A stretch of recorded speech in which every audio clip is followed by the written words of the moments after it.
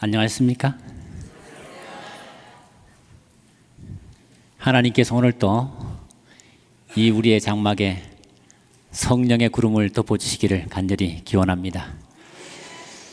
내가 너를 불렀나니 너는 내 것이라. 우리가 하나님을 믿게 된 것은 우리가 하나님을 선택한 것이 아니고 주님이 우리를 태어나기 전부터 불러주셨습니다. 너는 내 것이다. 하나님의 영광을 드러내는 증인과 사명자로 하나님은 세우셨습니다. 오늘도 그 축복이 우리에게 있기를 간절히 바랍니다. 여러분 지내보시니까 어떻게 행복하십니까? 정말 행복하세요? 얼굴에 그렇게 보입니다. 저희도 이렇게 연수원에 있어 보면 보통 일주일 연수를 하면 처음에 들어올 때 얼굴이 옷을 안 다려서 구겨진 얼굴 있잖아요. 다리미로 한 번도 안 다린 얼굴처럼 그렇게 옵니다. 앞에 보면 저를 막 이렇게 째려봐요. 어떻게 이분들에게 말씀을 하지? 한 3일 정도만 지나면 다리미로 펴듯이 얼굴이 쫙 펴집니다. 그렇게 행복해 하셔요. 3일 정도 지나면. 그리고 일주일 되면 얼마나 행복해지는지 모릅니다. 여러분 우리가 왜 행복할까요? 하나님 앞에 우리가 있을 때 행복해집니다. 하나님 앞에 있기만 하면 행복해지는 거예요. 그 하나님 앞에 우리가 노출한 시간만큼 우리가 변화됩니다. 이번 기간 동안 여러분과 제가 하나님 앞에 있다는 사실을 저는 믿습니다. 그래서 그분 앞에 더 노출돼서 그분이 우리를 더 아름답게 변화시켰으면 좋겠습니다. 제가 연수하다 보면 때때로 여러분들을 만나고 또 상담도 합니다. 우리 연수 과정 속에 보면 상담이란 그런 과정도 있는데 원하신 분들은 뭐 이렇게 상담하실 수가 있습니다. 여러 가지 문제로.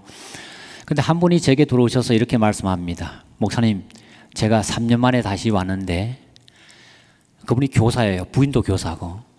제가 3년 전에 연수 올 때 어떤 상황인지 아셨습니까? 그래서 저 잘 모르겠습니다. 그러니까 그때 저는 부인과 별거 상황이었습니다. 아이가 하나 있었는데 너무 부부관계 심각해서 우리는 이혼 소송을 진행하고 있었죠. 그때 저는 마지막으로 이렇게 연수원에 한번 가봐야 되겠다 생각을 하고 왔는데 강의를 들으면서 자기가 뭘 깨달았는가 하면 예수의 마음을 자기가 품지 않았다는 사실을 알았다는 거예요. 그래서 연수원에 오게 되면 빌립보서 2장 5절부터 11절까지의 말씀을 이렇게 암송하게 합니다. 한 주간 동안.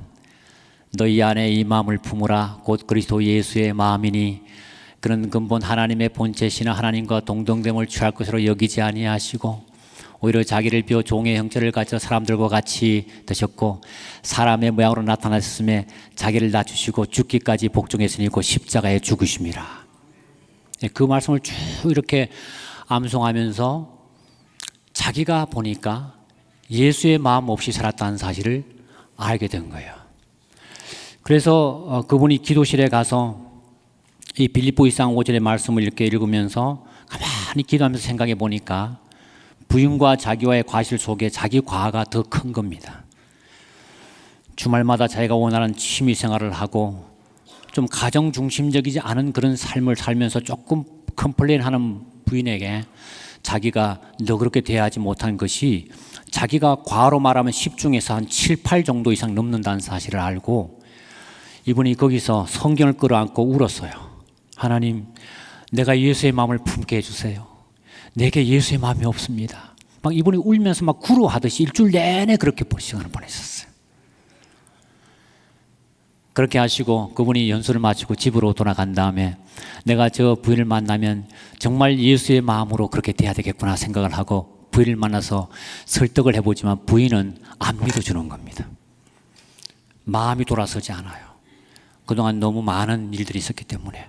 그래서 결국은 법정에 가서 이제 이혼 수속을 받기 위해 법정에서 만났는데 그 법정에서 만난 부부들 가운데 오면 서로 등 돌리고 앉아 있고 거기 와서도 막 말싸움하고 있고 막 그러고 있는 건 있는데 자기는 너무 부인이 사랑스럽고 그동안에 이뻐 보이기 때문에 부인이 하고 싶은 일을 다 해주고 싶어가지고 이혼 수속 절차 밟는 걸 막 적극 도와줬대요. 이게 잘 되는지 모르겠습니다만 아무튼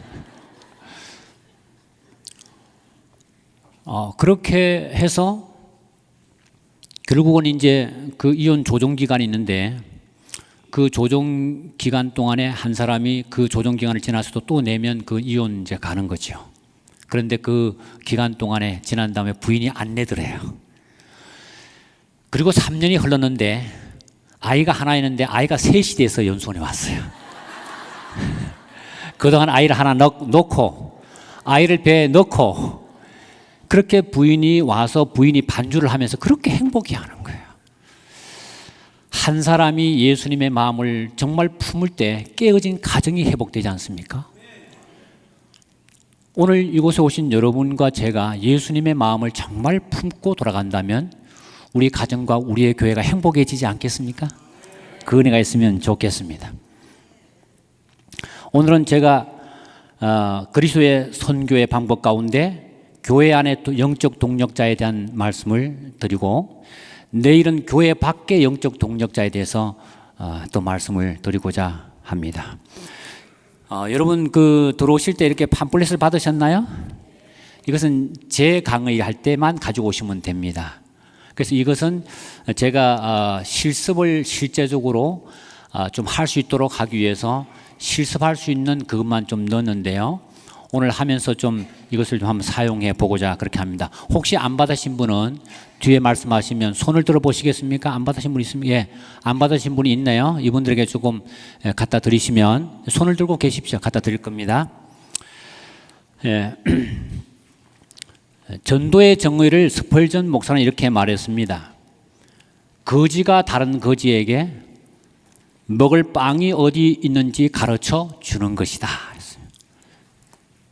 굉장히 짧지만 아주 정의를 잘했습니다. 전도란 쉬운 것이란 거죠. 복된 이야기고 지금 거지가 있는데 다른 거지가 빵이 많은 데를 알았는데 그 거지에게 야 나를 따라오면 빵 많이 먹을 수 있어. 이렇게 해서 그 거지에게 빵이 있는 것을 가르쳐 주는 것이 전도다 했어요. 오늘 여러분과 저는 영적 빵이 어디에 많은지 알고 계셨죠? 알게 되셨죠? 대답을 왜 안 하십니까? 우리가 영적 빵이 어디인지 알고 있잖아요. 생명의 떡이 어디 있는지. 그러면 그 떡을 못 먹는 사람들에게 여기 가면 있다고 말을 해줘야 합니다. 성경에 보면 문둥이가 서로 말하되 우리의 소위가 선하지 못하도다. 오늘날은 아름다운 소식이 있는 날이거늘 우리가 잠잠하고 있도다. 이게 아람 군대가 완전히 성을 포위했습니다. 그리고 성은 완전히 굶주림 속에서 자기 자녀를 잡아먹을 정도로 아주 심각한 그런 굶주림이 왔을 때 성 밖에 완전히 버림받은 사람들이죠. 사람들은 성 안에 들어가지도 못하고 완전히 부정하다고 살아가야 될 그 3명의 문둥병자가 이래도 죽고 저래도 죽으니 그냥 적진히 한번 가서 투항해보자고 이렇게 하고 가보니까 아람 군대가 다 도망가고 거기 엄청난 물자와 빵이 막 널브러져 있는 겁니다. 그래서 그것을 먹고 취하고 하다가 자기 민족이 생각이 났습니다. 성중에 주구하는 사람들. 그리고 그들은 이 복된 소식, 아름다운 소식을 가지고 성으로 돌아가서 빵이 있는 것을 알려줬어요. 그들은 문둥이에 불과했지만 하나님은 온 성을 구원하는 하나님의 사명자로 삼으셨습니다. 그 하나님께서는 오늘 여러분도 저도 사용할 수가 있으십니다. 자, 우리 어제처럼 한번 우리의 확신을 한번 얘기해 보겠는데 제가 빨간 글씨로 나는 하면 여러분이 하나님의 사명자입니다. 이렇게 한번 해보겠습니다. 강당이 우로 떠나가도록 한번 해보겠습니다. 나는 나도 아멘. 옆에 분에게 당신도 영혼을 구원할 수 있습니다. 이렇게 한번 축하의 말을 한번 하겠습니다. 축복의 말을 하겠습니다. 예.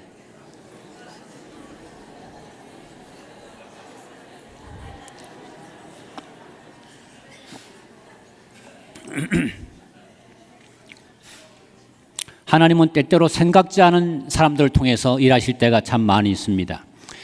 미국 땅에 사시지만 여기가 노예 제도가 있던 땅입니다. 그때 아브라함 링컨 대통령이 노예를 해방시키고자 할 때 그의 노예 해방 그것을 위해서 굉장히 좋은 분위기를 형성해 줬던 한 분이 있는데 그분은 사명의 여인 해리엇 비처 스토어 부인입니다.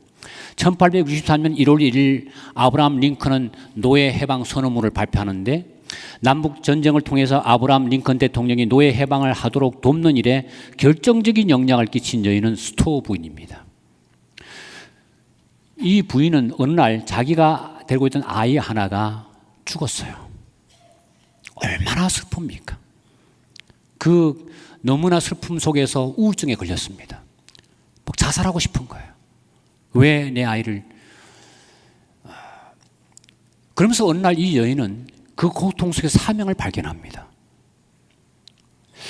내가 아이를 잃었을 때 이렇게 아픈데 저 노예들도 똑같은 나와 인간인데 노예시장에서 갈갈이 찢어져서 팔려나가는 그 아이들의 모습을 보고 울부짖는 그 어머니의 마음이 얼마나 아플까?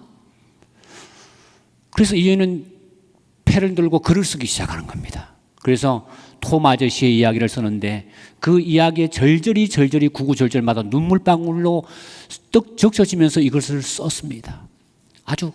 그래서 이 톰 아저씨의 이야기가 출판됐을 때 이것을 읽는 사람들이 막 우는 거예요. 저도 어릴 때 이 톰 아저씨 이야기를 읽고 울었던 기억이 납니다. 너무나도 가슴이 막 아플 정도로. 그래서 결국은 노예는 해방돼야 된다는 이런 분위기가 쫙 형성될 때 아브라함 링컨 대통령은 남북전쟁을 통해서 이것을 할 수가 있었습니다. 훗날 링컨 대통령은 이 여인을 만났습니다. 그리고 이렇게 말합니다. 저는 엉클 톰스 캐빈을 쓰신 분이 이렇게 연약한 여성인 줄을 몰랐습니다. 굉장히 유약하고 아주 약했습니다. 늘 병치레를 하고. 그럴 때 그 여인은 이렇게 대답했습니다. 그 책은 제가 쓴 것이 아닙니다. 노예 해방을 원하시는 하나님이 친히 쓰신 것입니다. 저는 그저 잠시 그분의 대필자가 되어 드렸을 뿐입니다. 여러분, 한 여인이 쓴 이 책이 하나님이 쓰신 도구가 됐어요. 이 한 여인이 하나님이 쓰는 도구가 돼서 어마어마한 사람이 해방을 경험한 것처럼 오늘 하나님께서는 연약한 여러분을 통해서도 크게 일하실 수 있음을 믿으시길 바랍니다. 우리가 성경에서 가장 좋아하는 창세기 출애굽기 그 저자 모세는 연약한 노인이었습니다. 80세 노인이었습니다. 그는 40년을 광야에서 양을 치면서 그저 한물 인생, 끝나간 인생, 하나님 누군가가 일어나서 내 백성을 인도하게 해달라고 그렇게 기도하고 있을 때 하나님이 내가 하라고 했을 때 깜짝 놀랐습니다. 하나님, 내가 누구간데 일을 하겠습니까? 그럴 때 하나님께서는 내가 반드시 너와 함께 할 거야. 그래서 그 노인 모세를 하나님께서 바로궁에 보내서 수많은 이적과 기적을 통해서 60만 명, 어느 날까지 하면 300만 명 이상의 거대한 사람들을 가나안 땅으로 데려오도록 하나님께서 그 연약한 사람을 쓰셨습니다. 오늘 그 하나님께서 이 아침에 여러분과 저를 쓰실 수가 있으십니다. 우리는 그걸 믿어야 합니다. 제가 좋아하는 구절이 하나 있는데 저는 이 말씀을 참 좋아합니다. 단 한 구절의 하나님의 말씀은 만 가지 인간의 아이디어나 이름보다 더욱 가치가 있다. 하나님의 말씀의 한 구절은 수천 사람이 쓴 수천 권의 책보다 훨씬 가치가 있다는 것이죠. 그런 의미에서 우리는 성경에 기록된 3년 반의 예수님께서 어떻게 교회를 운영하신지를 자세히 봐야 합니다. 그분은 우리의 구속주임에 틀림없습니다. 그럼에도 불구하고 그분은 우리의 선교의 모델이고 패턴입니다. 동의하십니까? 그리스도는 우리의 선교의 패턴 모범입니다. 저는 예수님의 방법을 목회해서 접목을 해봤습니다. 저는 여러 교회 사이즈가 큰 교회 그걸 갖다가 우리 교회에 해보려고 하니까 우리 교회 사이즈에 맞지 않은 것을 알고 저는 성경을 그대로 보면서 예수님이 했던 방법을 그대로 목회에 접목하면서 세 가지 사실을 알게 됐습니다. 첫 번째는 거부 반응이 없습니다. 왜냐하면 예수님의 방법이니까요. 맞습니까? 예수님의 방법이기 때문에 거부 반응이 없습니다. 그 다음에 두 번째는 모든 교회에 잘 맞습니다. 예수님의 방법은 100명 교회도 맞고 10명 교회도 맞고 1000명 교회도 맞고 10,000명 교회도 많은 프리 사이즈예요. 엄청난 지혜가 들어있습니다. 그 다음에 예수님의 방법대로 하면 성공률이 증가합니다. 해보십시오. 성공률이 거의 80에서 90% 올라갑니다. 우리가 잘만 계획하면. 자, 제가 예수님의 방법을 할 때 여러분이 세 가지를 한번 읽어보시겠습니까? 자, 예수님의 방법은 모든 교회에 잘 맞다. 성공률이 증가한다. 이 좋은 방법을 왜 우리가 안 해야 되겠습니까? 우리는 예수님의 방법을 연구해야 합니다. 왜냐하면 우리는 예수님보다 지혜롭지 못하니까요. 여기 항해하는 자에게 기준점은 북극성이다 했습니다. 하늘에 고정되어 있기 때문에 항해자에게 방향을 알려주는 확실한 안내자가 됩니다. 레너드 스윗 박사가 했던 얘기예요. 우리의 북극성은 누구인가? 나사렛 예수께서 바로 교회의 북극성이다. 예수님은 곁길로 빠지지 않도록 돕는 샛별이시다. 우리가 그 항해하는 사람들이 이렇게 항해하다가 때때로 바다에서 길을 잃으면 북극성을 바라봅니다. 그럼 북극성을 보면 방향을 잡는 거예요. 오늘날 우리 재림교회가 선교 방법에 있어서 그리스도의 방법을 면밀히 연구하면 우리 재림교회가 가야 될 방향을 잡을 수가 있습니다. 예수님은 우리로 하여금 곁길로 빠지지 않도록 돕는 새벽 별이십니다. 북극성과 같은 분이에요. 저는 예수님께서 이 지상에 오셔서 했던 방법을 참 좋아합니다. 특별히 그분은 격려를 정말 잘하셨습니다.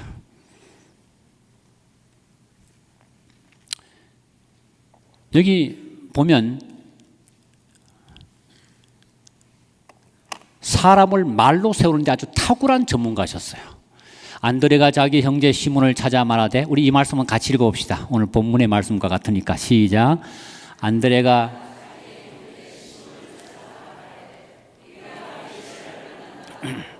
데리고 예수께로 오니 예수께서 보시고 가라사대 내가 요한의 아들 시몬이니 장차 게바라 하리라. 게바는 번역하면 베드로인데 베드로는 반석이란 뜻입니다. 돌. 여러분 사실은 3년 반 동안 이렇게 예수님이 지내면서 베드로는 너무나 실망스러운 일을 많이 했습니다. 그는 반석 같지 않은 사람이었어요. 결점이 너무나 많고 하지만 주님은 처음부터 그의 미래를 바라보면서 그에게 비전을 제시해주면서 너는 앞으로 교회의 반석 같은 인물이 될 거야. 너는 게바야, 베드로야, 반석이야. 이것은 베드로에게 크게 와서 와닿았습니다. 내가 그런 사람 아닌데요? 왜 그러십니까? 제가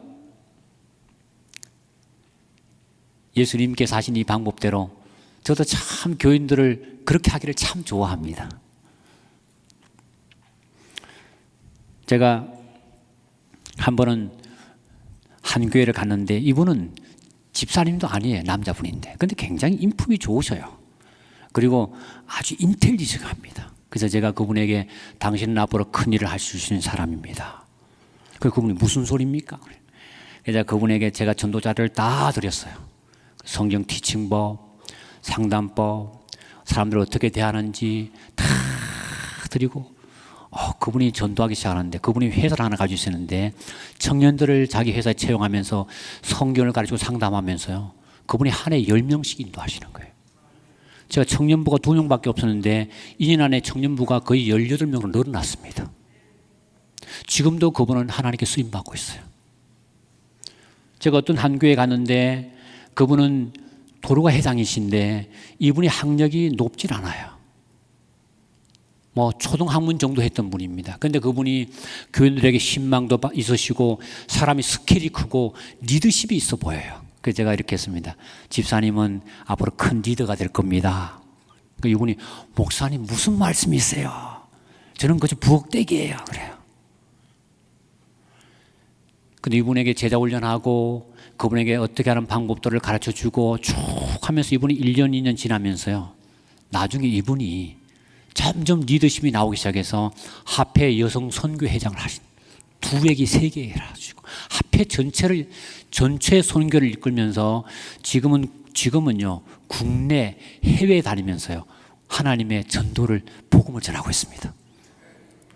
이분이 그래요. 목사님 저 몽골 가서 전도하고 왔는데 이번에 저는 국내 어디가 전도를 또 합니다. 그러면서 이분이 얼마나 그랬는지 모릅니다. 예수님의 전략은 말로 사람을 세우는 것입니다. 오늘 교회 어른된 우리는 우리의 후배들을 말로 세워줘야 합니다. 그들이 안교단에 서가지고 설교단에 서서 떠듬떠듬 설교하고 떠듬떠듬 하더라도 너 잘했어, 참 잘했어 박수 쳐주고 격려할 수 있는 그런 교회는 위대한 인물들이 태어나기 시작합니다. 예수님께서 베드로가 마지막 결정적으로 자기를 부인하고 예수님 저주하고 그렇게 나가서 예수님 떠나갔을 때 예수님은 다시 바닷가에 찾아오셔서 베드로를 다시 부르셨어요. 그리고 한 번도 너 왜 그렇게 해서 말하지 않고 3번의 고백을 받으셨습니다. 베드로야 내가 나를 사랑하느냐? 얼마나 멋있게 말했을까요? 부드럽고 따뜻하게 말했을까요? 베드로 내가 나를 사랑해? 이렇게 했습니다. 예.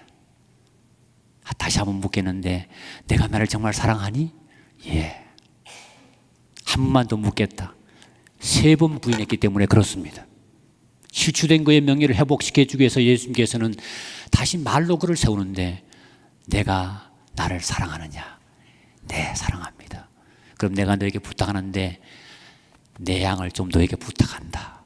내 양을 먹이라 했어요. 베드로는 끝까지 자기를 나무라지 아니야 책망하지 않고 자기를 말로 세우는 예수님이 너무나 고마워서 그런 죽도록 자기 양떼를 세우는 사람이 됐습니다. 그리고 마침내 로마에 가서 주님께서는 이렇게 죽었지만 자기는 그렇게 죽을 수 없다. 거꾸로 주님 십자가 못 박혀 죽으면서 자기가 사랑한다는 사실을 증명했습니다. 예수님 제가 주님을 사랑합니다. 저는 말에 힘이 있다고 생각을 합니다. 말에는 엄청난 힘이 있는데 어제 제가 잠깐 얘기했지만 할머니께서 제가 교회를 찾아왔을 때 그때 이렇게 말을 했어요. 학생회장 좀 하세요 그랬어요.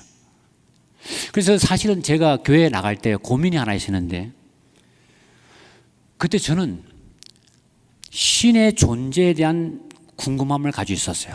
사역회 다니면서 진화론을 배우면서 창조론과 진화론이 제 머릿속에 일어났습니다. 제가 장로교에 다닐 때요. 둘 중 누가 하나가 거짓말하고 있구나. 하나님이 거짓말하든지 과학자들이 거짓말하고 있든지. 그래서 제가 여러 사람에게 물었습니다. 하나님이 정말 계십니까? 그래요. 그럼 보여줄 수 있으십니까? 대답을 못 하시는 거예요. 그래서 제가 그 해답을 못 찾고 있다가 할머니 손 붙잡고 제가 교회에 나왔을 때 그때 한 번 제가 다시 왔다가 전도사님에게 얘기를 해서 똑같은 질문을 했습니다. 전사님 붙잡고 너무 반갑고 우리 교회 정말 환영한다. 그러나 저는 그런데 관심이 없습니다. 이거 질문 한번 해보겠습니다. 해보라고 그래요. 하나님이 정말 계십니까? 계셔. 그럼 보여줄 수 있으십니까? 그럼 그래요. 그렇대요. 보여줄 수 있대요. 그 대답이 너무 시원해서 제가 그래요? 근데 하나님 보는 방법이 2가지 있는데 하나는 직접 눈으로 보든지 귀로 보는 거야. 근데 그렇게 했던 사람들은 대부분 다 목 잘려 순교하던데 막 바울이 목 잘린 이야기하고 이사야가 막 톱으로 켜서 죽인 얘기하고 뭐 이러면서 대부분이 그렇게 하나님 본 사람들이 대부분 막 그런 얘기를 하니까 저 겁이 나는 거예요. 근데 그렇게 안 보고 하는 방법이 하나 있는데 지성의 눈으로 보는 방법이 있다고 성경 연구를 통해서 할 수 있다. 그래서 저는 성경 연구 하겠습니다 그랬어요. 근데 여러분이 실제로요, 성경에 보면 하나님이 보여주고 계시를 보여준 이사야라든지 바울이라든지 이런 사람들은요, 고난의 길이 너무나 크기 때문에 하나님이 직접 보여주셔요. 그래서 제가 성경을 공부하는데 얼마나 성경을 잘 가르치는지요. 6개월 동안 저 공부하면서요, 아니 성경에 이런 내용이 있다지. 예수님에 대한 이야기뿐만 아니라 표상학적으로, 그 다음에 역사학적으로, 예언적으로 쫙 풀어주는데 제가 너무 재밌어가지고 6개월 동안 성경 연구에 푹 빠져 살았습니다.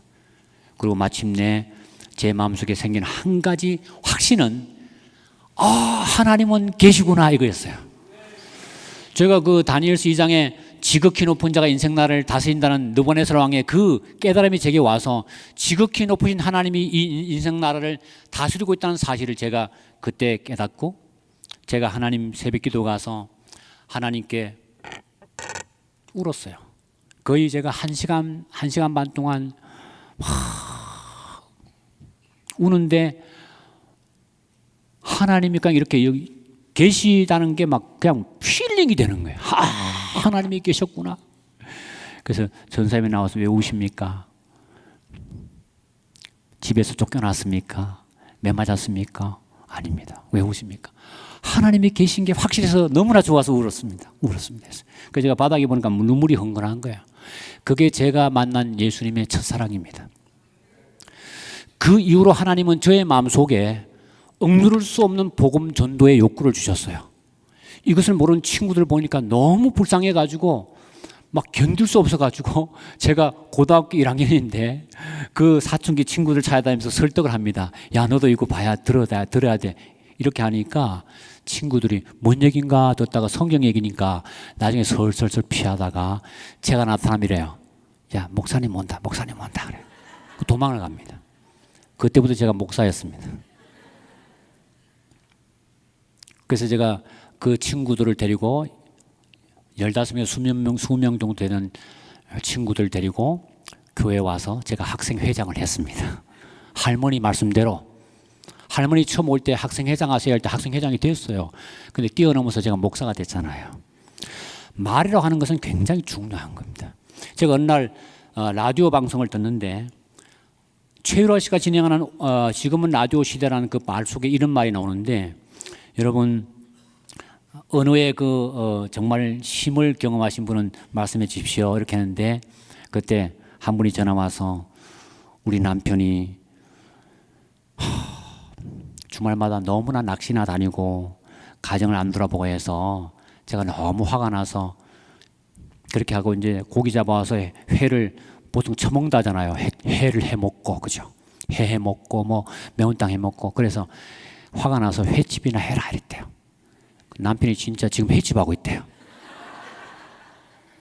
IMF 와가지고 다 사업이 쫄딱 망하고 지금 횟집 하고 있대. 그때 내가 왜 그 말을 했을까? 어떤 분은 아이가 하도 말 안 들으니까 아침에 아이가 갈 때 이놈 자식 이빨 하나 부러져라 했대요. 근데 진짜 저녁에 돌아왔는데 아이가 이빨 2개 부러져 들어왔대요.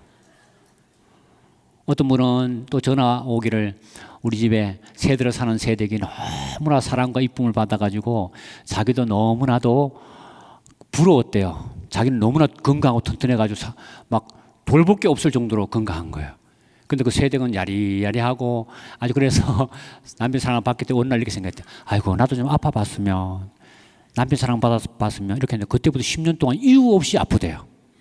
이유 없이. 말은 능력이 있습니다. 여러분이 예수 그리스도께서 12명의 제자를 대할 때 다 부족하고 바닷가에 어부들이고 하나는 번개의 아들을 했잖아요. 네?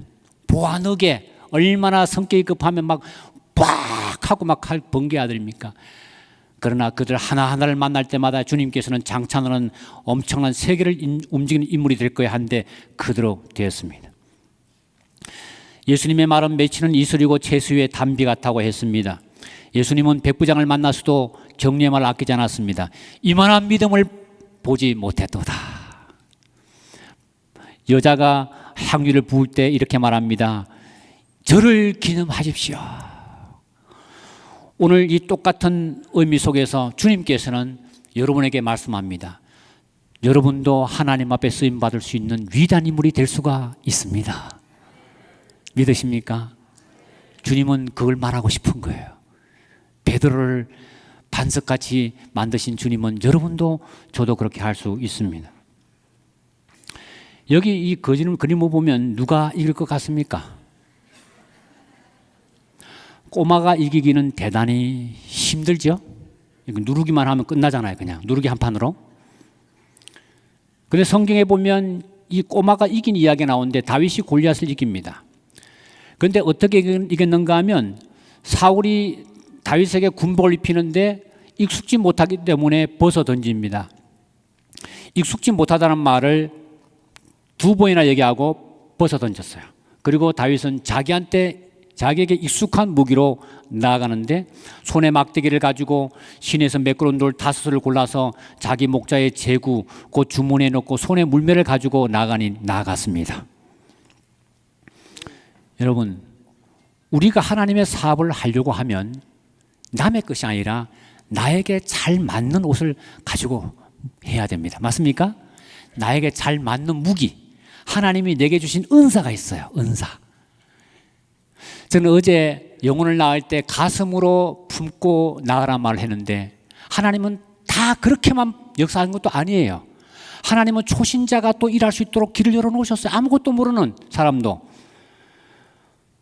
이 재밌는 책 가운데 진돗개 전도왕이라는 책이 있는데 이분은 부인의 인도 때문에 손님의 날 초청 때 그냥 부인이 하도 교회 가자니까 한번 따라와 본 분이에요. 그래 한번 따라가 줄게 해가지고 앉았다가 보니까 교회가 건물이 텅텅 비어 있는 거예요. 그래서 이분이 이상하다. 교회가 왜 이렇게 빈자리가 많지? 그렇게 하고는 이제 이분이 돌아온 다음에 부인에게 이렇게 말합니다. 내가 식사를 한턱 내야 되겠다고. 목사님들하고 다 직원들 초청하라고. 그래서 교회 재직들이 다 와서 이렇게 앉아서 밥을 먹으면서 이렇게 얘기했어요. 여러분, 내가 교회에 처음 나가보니까 그게 뭡니까? 빈자리가 왜 그렇게 많습니까? 다 채워야 되지 않습니까? 그 건물? 이렇게 했어요. 그러니까 교회들 깜짝 놀랐어요. 이게 무슨 얘기인가 이게. 그렇게 하면서 여러분이 한 명만 데려오십시오. 그럼 내가 나머지 다 책임지겠어 이랬어요. 그러니까 부인이 옆에 있다 깜짝 놀라. 당신 뭐 하는 거야? 뭐 왜 이런 소리 하냐고 막 누르는데 그렇게 말했는데 나중에 교인들 데려와야 안 데려와요? 안 데려오는 거예요. 한 명도. 그래서 부인이 그때부터 구박하기 시작해. 당신 남자로서 했던 말이 있지 그래. 당신 다 채운다 했으니까 당신 책임져라고 막 했습니다. 그래서 이분이 어떻게 할까 생각하다가 자기 집에 키우는 진돗개를 봤어요. 그래서 이분이 진돗개를 보면서 이제 전도 비법을 거기서 배우는 거예요. 그래서 오늘부터 난 진돗개다 이제부터. 누구든지 걸리기만 해봐라. 목줄을 물고 절대로 놓지 않겠다. 이렇게 세웠습니다. 그래서 이분이 세운 전략이 한 몇 가지, 4가지 되는데 첫째, 한 번 물면 절대로 놓지 않는다. 둘째, 한 번 주인은 평생 주인이다. 예수님이 가서 전도를 했으니까 이 주인의 말을 어기면 안 되는 거예요. 셋째, 인내를 갖고 진지하게 먹잇감에 접근했다가 결정적인 순간에 최선을 다해 덮친다. 되게 아주 무식하잖아요. 그래서 이분이 그 다음부터 마을을 나가서 딱 한 사람 보잖아요. 그럼 그 집에 들어갑니다. 형님 잘 지냈습니까? 이렇게 하고 그런데 그래 잘 있었다. 근데 이분이 그 다음부터 쭉쭉 앉아가지고 형님 교회 갑시다. 점심 때도 안 가고 저녁 때도 안 가요. 밤에도 안 갑니다. 그래가지고 그 다음 날도 가고 또 계속 하니까 그분이 이래. 아이고 알았어 내가 한번 가줄게. 그러면 그때 교회 갈 때 되면 딱 양복 입고 와가지고 갑시다 이래요.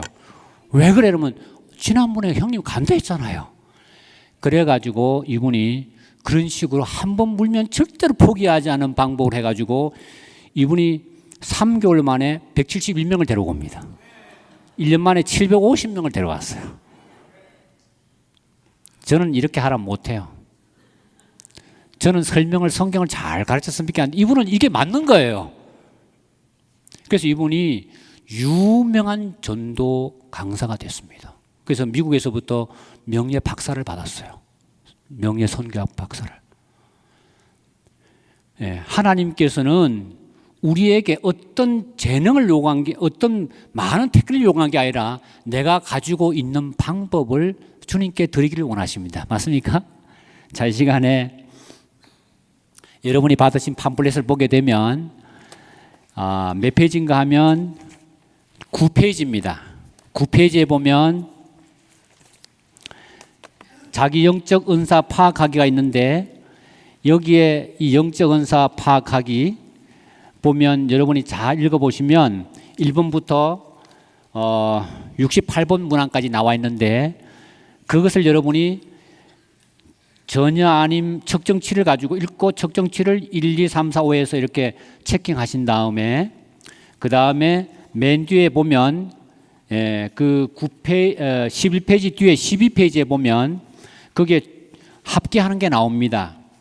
그렇게 해서 1번 문항과 18번 문항과 35번과 52번 문항은 식별력의 은사인데, 그게 여러분이 측정치를 기록하면 그 합계를 하면 점수가 나옵니다. 그래서 여러분이 은사의 우선순위 1, 2, 3, 4를 정할 수 있습니다. 이해하시겠습니까?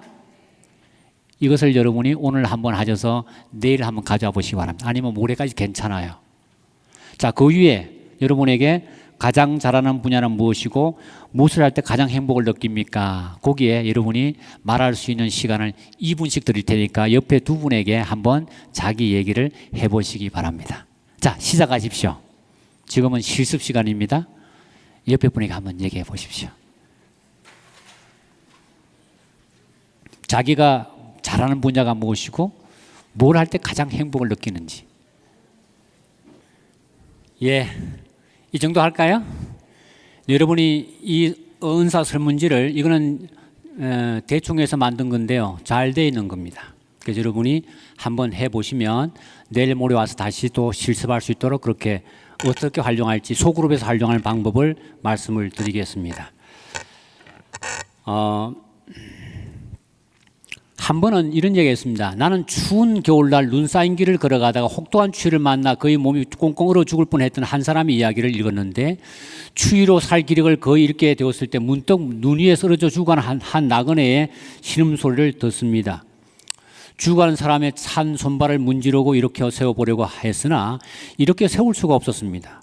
그는 그를 업고 맨몸으로라도 갈 수 없었던 그 험한 굴길을 걸어갑니다. 이 복음 전도에 나오는 이야기인데요, 그 행인을 안전한 장소에까지 업고 갔을 때 문득 남을 구원함으로 자기도 구원 얻게 된 사실이 머릿속에 떠올랐습니다. 왜 그런가 하면 다른 사람을 도우려고 열심히 노력했기 때문에 자기 혈관에 얼게 됐던 피는 다시 빨리 순환하여 온몸을 전부 덮게 하였던 것이다. 이것은 실제로 선다싱이라는 사람이 이 티벳 네팔에 복음을 전하러 그 히말라야 산을 자주 넘어갔는데요, 그러면서 그가 겪었던 이야기인데, 어느 날 친구와 함께 가다가 저기에 쓰러진 한 사람을 보고 그 사람을 데려갈 것인지 놓고 갈 것인지를 서로 옥신각신하다가 이렇게 얘기합니다. 한 사람은, 야, 우리가 저 산을 넘어가기도 힘든데 어떻게 저 사람을 데리고 갈 수 있겠어? 그럴 때 선다싱은, 아니야, 데려가야 돼. 그래서 가서 보니까 아직도 죽지는 않았습니다. 그래서 그 사람은 먼저 가고, 이 선다싱은 자기가 그 사람을 부축하는데 이 사람이 그럴 수가 없어서 자기가 업었습니다. 업고 그 산을 가기는 참 힘이 들었지만 가는 동안에 그 사람과 서로 몸과 몸이 마찰이 되면서 땀이 뻘뻘 났습니다. 막 열이 나서 전혀 추위를 느끼지 못하고 땀을 흘리면서 그 산을 넘어가는데, 먼저 갔던 그 친구는 새벽녘에 보니까 거기 쓰러져서 꽁꽁 얼어 죽어 있습니다. 그러면서 그가 뭘 알았는가 하면, 다른 사람을 도우려고 했던 그것이 오히려 나를 구원했다는 사실을 알게 됐다 했습니다. 여러분, 복음 전도는 하나님이 우리를 살리기 위한 방법입니다. 여러분이 복음을 전하지 않으면 식어진 신자가 될 가능성이 많아요. 아주 싸늘한 심장, 싸늘한 손, 싸늘한 가슴으로 살 수 있지만은, 여러분이 다른 사람을 돕고 그 사람을 구원하려고 할 때 그 사람 때문에 오히려 우리가 영적으로 살아나고 더 열렬한 뜨거운 사람이 되는 것을 저는 믿습니다.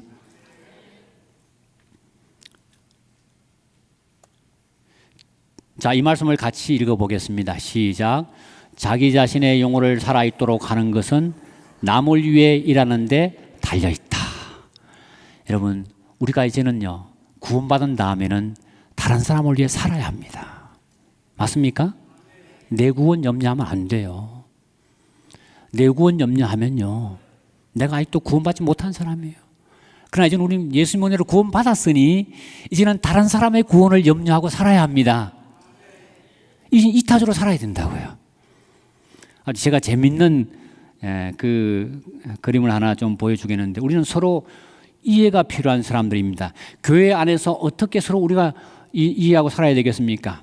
이 아주 재밌는 얘기인데, 여보, 까만 봉지에는 감자 반만 좀 깎아 좀 냄비에 삶아줘요. 이렇게 하고 부인이 돌아와 보니까 남편이 진짜 감자를 깎아놨는데 반만 깎아놨어요.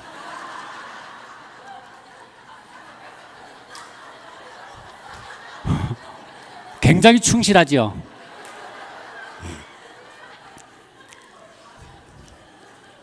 말을 너무 잘 들어요.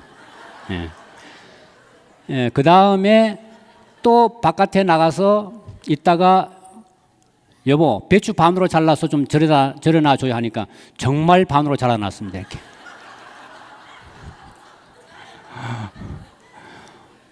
남자들요, 정말 이해가 안 가는 사람들입니다. 가끔씩 출장 가면서 부인이 여보 반찬 해놓을 테니까 잘 꺼내 먹었어요 하고 부인이 얘기했지만 냉장고를 열면 안 보입니다. 그래서 라면을 먹어요. 그게 남자들입니다. 자, 옆에 사람에게 이해가 필요합니다. 그렇게 하면 서로 위로합시다. 이해가 필요합니다. 네.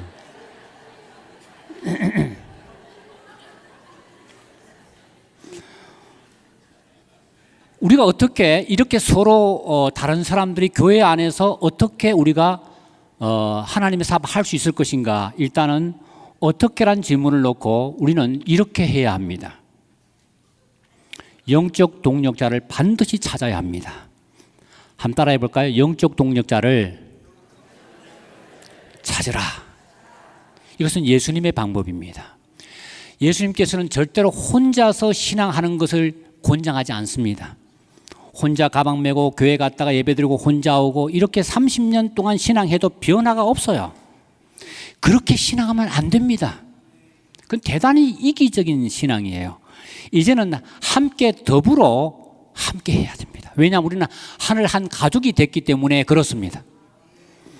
그래서 예수님께서는 이렇게 말씀했는데, 마태복음 18장 19절, 이 말씀도 중요하니까 같이 읽어볼까요? 시작. 두 사람이 땅에서 합심하여 무엇이든지 구하면 하늘에 계신 내 아버지께서 저희를 위해서 이루게 하시리라. 두세 사람이 내 이름으로 모인 곳에는 나도 그들 중에 있느니라. 아멘. 자, 예수님께서 임재의식을 말할 때 2명, 3명이 함께 할 때 함께 하겠다고 약속하셨습니다. 교회에서 개인 기도도 중요하지만 2명, 3명이 한 팀이 돼서 기도할 때 하나님은 더 잘 응답하시는 거예요.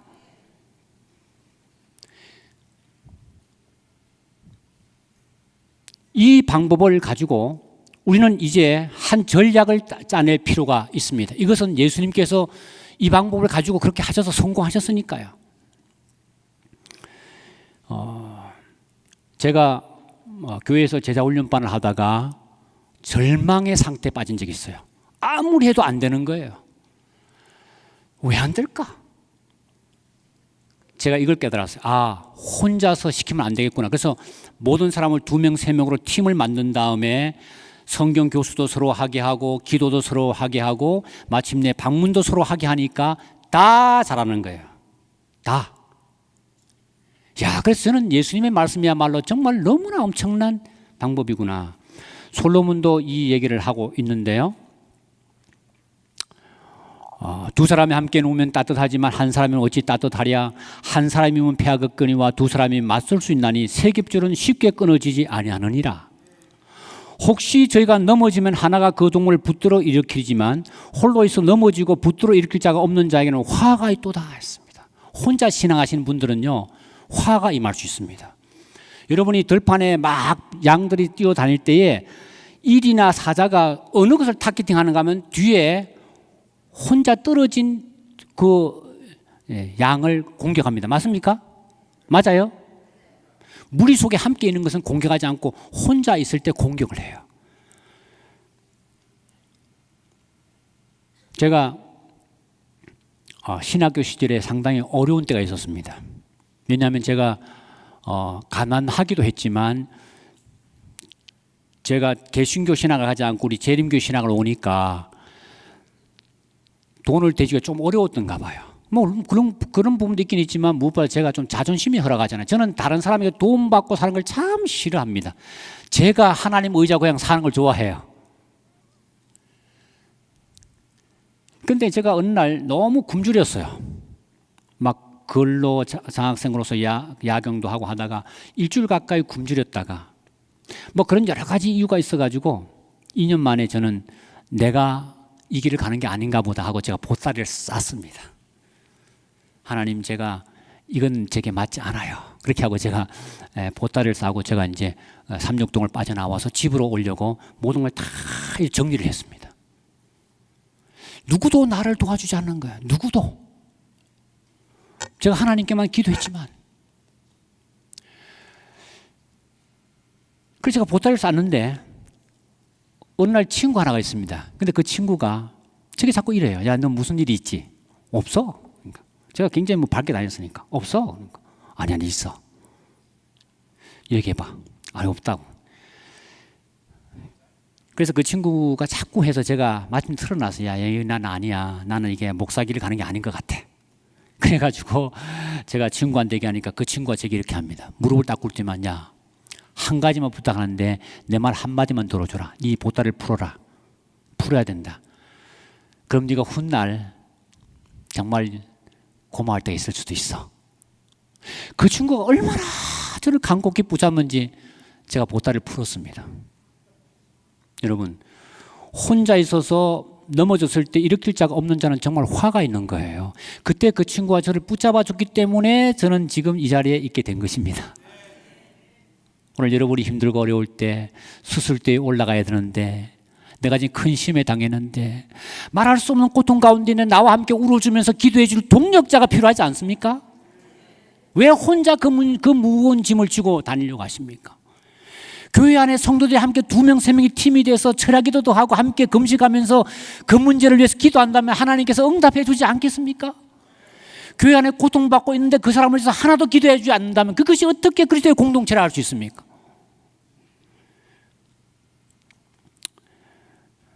제가 여기에 보면 세겹줄은 쉽게 끊어지지 않는다 했는데 제가 실제로 한번 그 실습을 하려고 좀 가지고 왔어요. 혹시 앞에 우리 죄송하지만 한 분 남자분 한번 나와 보시겠습니까? 제가 요 막대기 하나하고 요거 세겹줄을 이렇게 엮었습니다.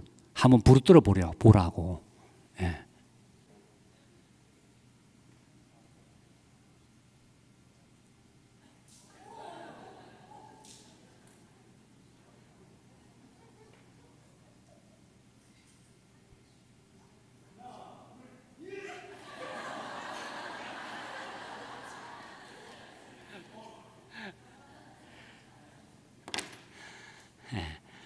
하나는 부러지지만 셋이 되면 절대로 못 부러뜨립니다. 장사라도 하기 어려워요. 삼겹줄은 쉽게 끊어지지 않습니다. 동의하십니까? 하나님은 삼위일체 하나님인 것처럼 교인들이 3명, 2명이 한 팀이 될 때 하나님의 영광이 임하게 돼 있어요. 개인주의는 하나님 별로 안 좋아합니다. 성경 통독 내 혼자 계속해서 수많이 하더라도 하나님께서 그것보다는 받은 것을 서로 나누기를 하나님은 더 좋아하십니다. 제가 한 가지 좀 더 쇼를 더 보여드리고 싶은데요. 여기에 여러분이 제가 명함을 가지고 있습니다. 이게 이 명함이 이 성경을 들 수 있을까요? 예. 이 자체는 굉장히 연약해서 자기 몸도 가는지 못해서 이렇게 서 있을 수가 없습니다. 그러나 2개, 3개가 되기 시작하면 파워가 나오기 시작하는데 이렇게 여러분이 접어보세요. 이렇게 접으면 서 있을 수 있습니다. 맞습니까? 맞아요? 그러면 이것을 3이 연합하게 될 때 3개가 되면 이후에 성경 얹을 수 있을까요? 한번 제가 세워보겠습니다. 중심만 잘 맞으면 맞아요. 설 수 있어요.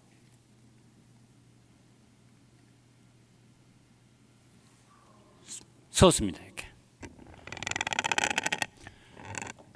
우리 각자는 다 연약한 한 성도에 불과하지만 하나님은 교회 안에 우리를 불러서 이런 공동체가 되기를 원하고 있습니다. 왜냐하면 이렇게 될 때 하나님은 막강한 힘을 여기다가 부어줄 수 있기 때문에 그렇습니다. 하나님께서 왜 교회 오늘날 역사할 수 없느냐? 전부 다 자기 신앙 관리에 바쁩니다. 저 성도가 어렵고 힘들 때 어떻게 돌아가고 이제 못 돌아보고 있는 거예요. 그래서 하나님의 성령이 역사할 수가 없습니다. 주님께서 말했습니다. 2사람, 3사람이 함께 모여서 내 이름으로 모여서 찬양하고 기도하고 함께 은혜 나눔을 하고 함께 간증을 하고 그 사람의 고통 문제를 들어주면서 함께 기도하면 내가 반드시 그들 중에 함께해서 역사하겠다고 약속했습니다. 이것은 수천 배의 힘을 버팅길 수 있는 거예요. 제가 이런 구조로서 성경을 보니까 전부 다가 이런 구조로 되어 있습니다. 하나님은 동력자를 통해서 일하시는데 삼위 하나님이 동력했습니다. 창조사학과 구속사에게 동력하셨고 아담과 하와가 한 부부가 되게 하셨고 모세와 아론이 동력해서 출애굽 운동을 위해서 동력자가 되게 하시고 여호수아와 갈렙이 동력해서 가나안 정복의 동력자가 되게 하시고 다니엘과 친구들이 바벨론의 복음의 동력자가 되게 하시고 에스라와 느헤미야가 성전 재건의 동력자가 되게 하시고 베드로와 요한이 초대교회 동력자가 되게 하시고 바울과 바나바가 안디옥교의 동력자가 되게 하셨습니다. 여러분 2사람, 3사람만 연합하면 엄청난 일들을 할 수 있다는 사실을 하나님 알고 계셔요. 그런데 왜 우리가 예수님께서 선교 전략 가운데 2-3사람이 함께하면 약속하겠다는 그 말씀을 우리가 실천하지 않고 있는가요? 그걸 해야 되겠습니다. 우리가. 그래서 이 동력자는 언제 빛을 발하는가 하면 고난이 올 때 더 빛을 발합니다. 바울과 실라가 감옥에 갇혀서 매를 맞을 때 2명이 있었기 때문에 그들은 찬양하고 기도할 수 있었습니다. 혼자 있었으면요 너무나 힘들어서 거기서 그냥 스트레스 받아서 우울증이 걸릴 수도 있었어요. 그러나 둘이 있으니까 두렵지 않은 거예요. 제가 살던 마을에 이렇게 길이 이렇게 있는데 거기에 묘지가 이렇게 있었습니다. 근데 그 묘지를 돌아가면 굉장히 빨리 왔다 갔다 학교까지 갔다 갈 수 있는데 아니면 빙 돌아서 가야 했어요.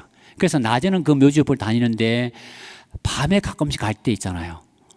못 가는 거예요. 갈 때 가면 우 이런 소리 나는 것 같아서 뒤에서 막 땡기는 것 같았나요? 공동묘지 막 지나갈 때.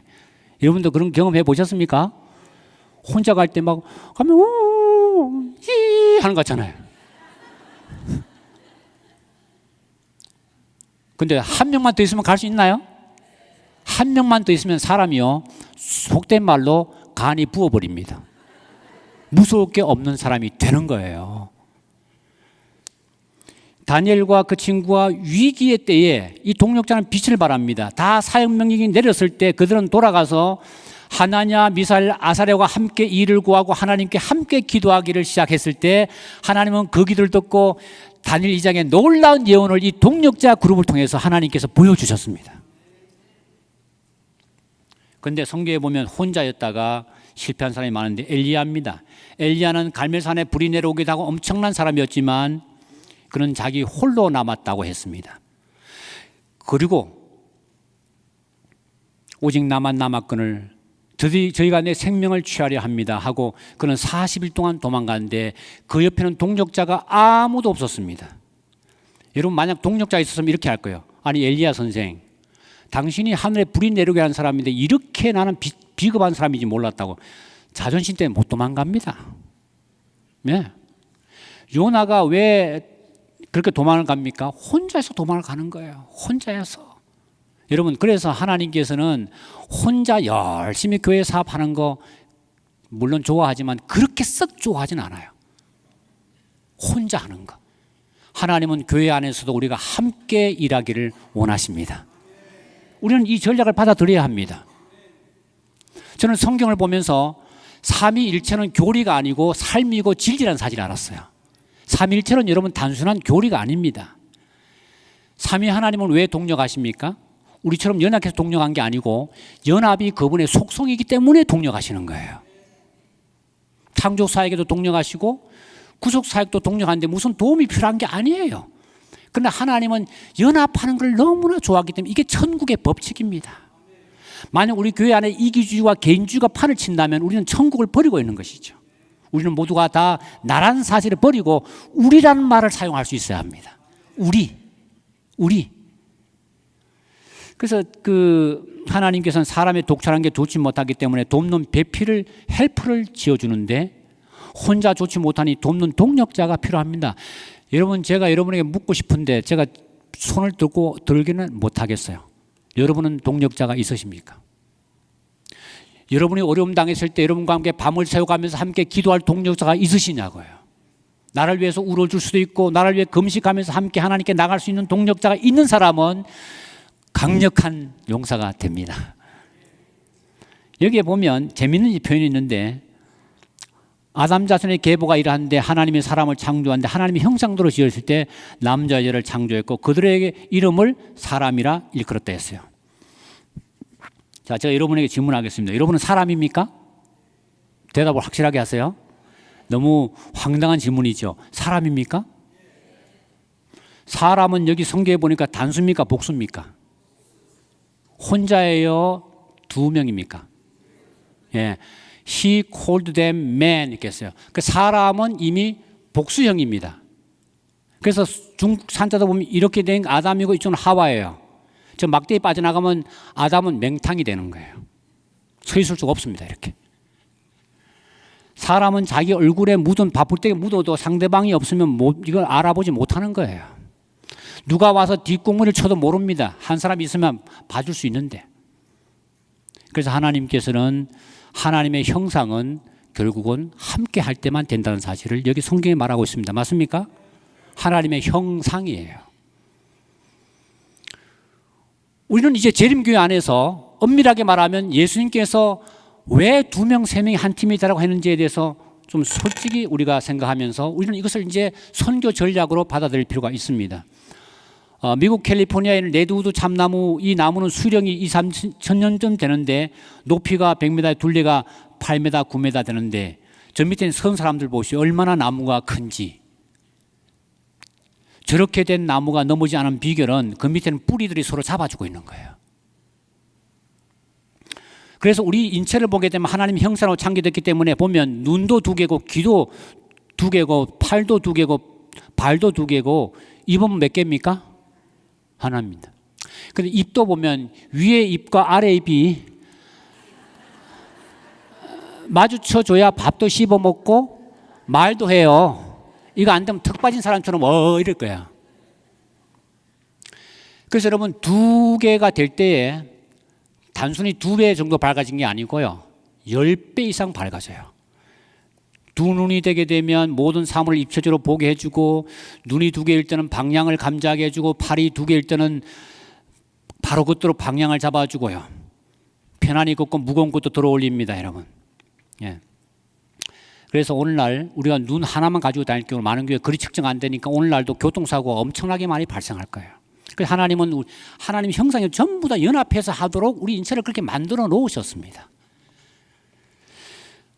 이게 재밌는 공식 하나 보여드리겠는데 여기 보면 2명이 넘버 곱하기 넘버 빼기 넘버는 인간 관계이고 마음을 맞추는 공식인데 2명이 모이면 한 사람이 한 사람에게 맞춰야 되니까 2개의 관계가 형성이 됩니다. 3명이 모이면 6개가 형성이 되고요. 10명이 모이면 90개, 12명이 되면 132개, 50명은 2450개, 80명은 6320개, 100명은 9900개, 120명은 14280개, 200명은 39800개의 관계가 생겨요. 사람 마음 맞추는 게 쉬워요, 어려워요? 맞추는 게 쉽습니까, 어렵습니까? 어렵습니다. 부부도 마음 맞추기 힘들잖아요. 그래서 예수님께서는 12명의 제자를 3년 반 동안 마음 맞추는데 3년 반을 소비해야만 했습니다. 그렇게 탁월한 예수님조차도. 그래서 예수님께서는 너희는 그렇게 하지 말고 2-3명으로 하면 좋겠다 이렇게 말씀하신 거예요. 이해하시겠습니까? 2-3명. 이것은 마음을 맞추어서 일하기가 굉장히 좋은 효과적인 수입니다. 오순절날 보면 마음을 같이 해서 원 마인드 원 플레이스 될 때 거기에 성령이 임하셨어요. 성령은 우리가 한 마음 하나가 되지 않는다면 임하기 어렵습니다. 그래서 한 장소에 한 마음이 되실 때 거기 성령이 임합니다. 제가 재미있는 영상을 하나 좀 보여드리고 싶은데요. 우리가 성냥과 라이터가 없을 때 불을 붙이는 방법이에요. 예, 이 음량이 좀 필요한 것 같습니다.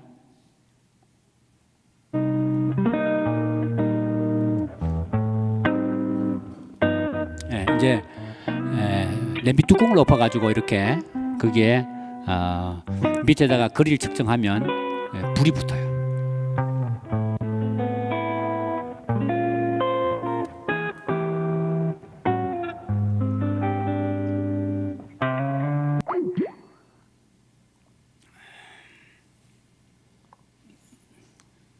네, 불이 붙었습니까? 네, 붙었습니다. 네, 그 다음에 냄비 뚜껑이 없으면 비닐 봉지에다 물을 부어도 괜찮아요. 그럼 볼록 렌즈가 됩니다. Now gather up something you can use as tinder and find the focal point of the beam to concentrate the heat. When your tinder is smoldering, set it down so that it rests in the beam. And now you can sit back and watch the elements ignite the fire for you, completely hands-free. 네, 불이 붙었죠? 여러분, 부흥이라고 하는 것은 원리적으로 과학적이고요, 논리적입니다. 태양은 항상 불을 붙이려고 불덩어리가 준비되어 있고 밑에 그 불을 붙일 수 있는 렌즈만 있으면 불은 항상 와서 붙게 되어 있어요. 교회 부흥은 밑에 렌즈 한 마음을 가지고 함께 할 때 거기에 그 렌즈를 통해서 하나님의 성령이 임하시는 거예요. 그래서 여러분이 10명, 12명 정도가 마음 맞춘데 3년 반을 소비한 것을 보시면 더 작은 단위인 2명, 3명이 모여서 함께 기도하고 찬양하고 말씀을 나누고 삶을 간증하고 희로애락의 문제를 나누고 이렇게 할 때 하나님의 성령이 거기를 통해서 역사하시는 겁니다. 그 모임을 통해서 시대의 소망을 읽고요. 그래서 제가 하도 부족하기 때문에 제가 늘 말씀과 떠날 수 없어요. 저는 그렇습니다. 저는 아주 말씀을 떠나면 상당히 절망적입니다. 그래서 제가 말씀을 붙잡는데 어느 날 제가 전도에 갔는데 성경 퀴즈 나가는 한 고등학생이 거기서 저 앞에서 자기가 성경 퀴즈 나가서 아주 상당히 상을 받았다면서 뭘 외웠냐 이렇게 하니까 시대의 소망의 챕터 87챕터를 다 외운대요 자기가. 그리고 자기가 그 87챕터에 관계된 성경절 87개를 외우는 거야 얘가. 고등학교 2학년인데. 그래서 제가 그때 마음속에 너 참 대단하다. 그래 하고 나니까 어떠냐니까 이거 하고 나서 제 삶이 달라졌어요 그래요. 예수님이 너무 좋아졌어요 그래요. 그래서 저도 주님 참 목사인데 제가 죄송합니다. 그렇게 하고 제가 한 4개월 5개월을 투자해서 시대소망 챕터 87챕터를 외우기 시작했어요. 인류를 하나님이 우리와 함께 하신다. 선택된 백성 때가 참에 너희를 위해 구주가 나셨으니 봉헌식 우리가 그의 별을 보고 왔노라. 유년시대 6월절 투쟁의 시절 광야에 외치는 자의 소리 침례 시험 승리 우리가 메시아를 만났다. 가나의 혼인잔치에서 니고데모 그는 흥하여 하리라. 야곱의 우물가에서 너희는 표적과 기사를 보지 못하며 1장부터 10장까지 쭉 외우고 그 다음에 10장에서 20장까지 외우고 이렇게 쭉 해서 87절 하다 보니까 하나님이 저도 그걸 외울 수 있도록 하나님이 축복해 주셨어요. 그럼 제가 누워서 이렇게 예수님의 생애를 87절을 쭉 훑어보면 예수님의 생애가 파노라마처럼 쫙 돌아갑니다. 저는 이 예수님의 생애를 묵상을 걸 너무 좋아해요. 2명, 3명 단위의 사람들이 모여서 시대의 소망을 매주마다 챕터 하나씩만 읽어도 2년 동안 읽을 수 있는 분량이 우리에게 주어졌습니다. 어마어마한 유산이잖아요. 여러분, 우리가 이런 모임들을 하게 될 때 하나님의 성령이 우리에게 임하심을 저는 믿습니다. 영적 생활을 함께할 동력자 모임이 우리에게 필요합니다. 여기 보면 우리는 영적 친교 모임을 가졌는데 많은 간증과 고백이 흘러내리는 눈물 속에 이루어졌다고 했습니다. 얼마나 은혜가 임하는지 눈물을 흘리지 않고는 도무지 할 수 없는 그런 은혜로운 집회들이 이루어지기 시작한 것이죠. 그리스도를 위해서 정인이 될 수 있도록 훈련받고 교육받을 수 있는 최선의 장소라고 느꼈습니다. 모임은 영혼을 울리는 간정 찬양의 목소리, 열렬하고 고양시키는 권명과 종종 눈물이 흐르는 감격의 모습, 믿음과 사랑이 불타오르는 장면들이었습니다. 우리 초대교회 때 모습은 참 따뜻한 공동체였습니다. 따뜻한 공동체. 그래서 여기 보면 영적 친교 동력자 모임에 보면 순서를 했는데 서너 명이 모여서요, 12명이 모이기는 굉장히 어렵습니다. 바쁜 시대에. 그러니까 안 되면 2명, 3명도 괜찮아요. 안식일날 오후에 집에 가지 말고 식사하시고 남아서 교회에서 하셔도 됩니다. 아니면 금요일 예배를 마치고 좀 남아서 좀 집에 늦게 가도 괜찮습니다. 한 주 동안 너 어떻게 살았니 좀 얘기 듣고 그 사람 위해서 축복기도 해주고 그렇게 안식일을 맞이해야 되지 않겠습니까? 그래서 따라해 봅시다. 순서는, 자, 따라합시다. 찬양, 말씀 감동 나눔, 간증, 서로를 위한 중보 기도. 그 기도가 마친 다음에 구도자 명단을 파악하고 수십 명이 될 때까지 그 명단을 놓고 하나님 앞에 기도하게 되는 이 공동체입니다. 그래서 이 모임을 하게 될 때 오늘날 소그룹 타입은 대부분 이런 타입이죠. 한 덩어리로 되어 있지만 그러나 그 안에 이런 영적 동력자 팀이 하나 모이게 되면 이 소그룹은 생명이 있는 DNA가 있는 소그룹입니다. 그리고 더 발전하게 되면 이 첫 번째 모드를 본받아서 다른 팀들도 이렇게 만들게 되어서 하게 되면 이 C타입은 잘하면 6개월마다 번식할 수 있을 만큼 강력한 생명력이 있는 소그룹이 됩니다. 여러분, 우리가 이런 모양으로 나가야 되지 않겠습니까? 자, 그래서 여러분에게 5페이지를 한번 열어보십시오. 5페이지. 여러분 받으신 교재 5페이지에 이 시간 여러분에게 1분 동안 여러분에게 좀 생각할 수 있는 시간을 좀 드리겠습니다. 드리고 제가 참여하고 기도하고 마쳐야 될 것 같습니다. 바쁜 현대의 삶에는 영적 시간을 가지기가 그리 쉽지 않습니다. 일주일에 한 번씩 삶을 나누면서 기도한다면 큰 힘을 얻게 될 것인데 동력자 약속입니다. 매주 한두 시간이면 괜찮습니다. 여러분이 누구와 함께 하고 싶은지 요일 장소 시간은 그 사람과 하면 약속하면 되니까요. 1명, 2명의 이름만 한번 좀 기록해 보시기 바랍니다. 볼펜 들으셨죠? 볼펜 들으셨습니까? 대답이 없으시네요. 들으셨어요? 이 시간 여러분이 교회에 돌아가서 여러분과 함께 이 일을 할 수 있는 동력자를 위해서 잠깐 동안 1분 동안 제가 명단을 작성할 수 있는 시간을 드리겠습니다. 아버지, 우리가 하나인 것처럼 삼위 하나님이 하나인 것처럼 주님, 우리도 교회에서 하나가 되게 하여 주시옵소서. 주의 이름으로 두세 사람이 모여서 기도와 찬양을 주님께 드리게 하시고 삶의 희로 애락의 문제를 나누게 하시고 은혜 받은 말씀들을 나누게 하셔서 서로를 위해 축복기도 하면서 성령을 받는 귀한 우리 모두가 되게 도와주시기를 예수님 이름으로 기도드립니다.